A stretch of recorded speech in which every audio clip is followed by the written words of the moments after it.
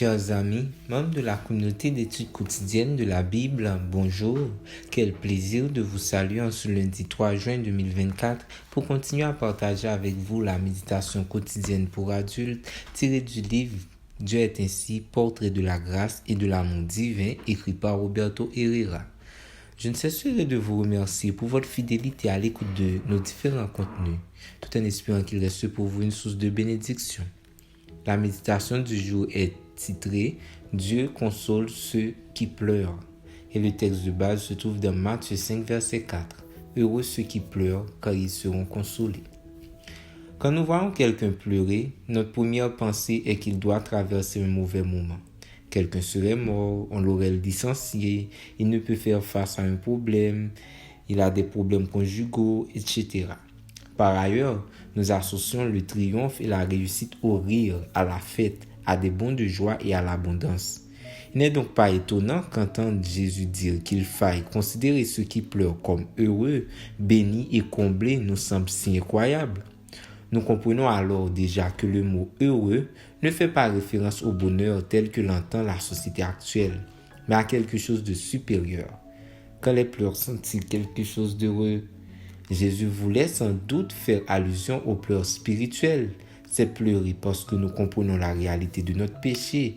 C'est pleurer parce qu'on se repent de notre état loin de Dieu. C'est pleurer pour avoir oublié de suivre ce qu'il y avait de plus important au profit de ce qui était le plus urgent.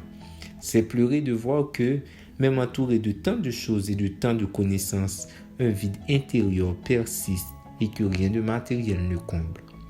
Les pleurs dont parle le sermon sur la montagne sont les pleurs d'insatisfaction, parce que nous avons conscience qu'il y a dans la vie quelque chose de plus élevé que ce que nos sens peuvent voir et toucher.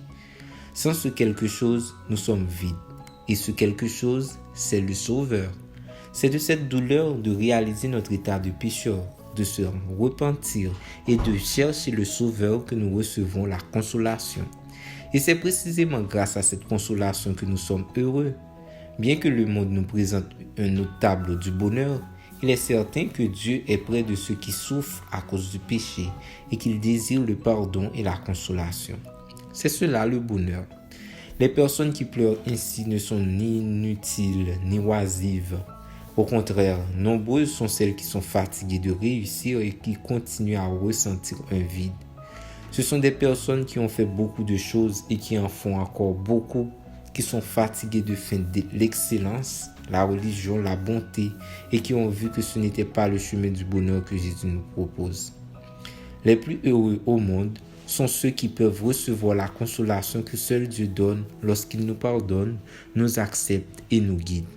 À partir du moment où nous avons cette assurance, le monde revêt un sens. La vie prend une autre couleur et pleurer devient la chose la plus heureuse.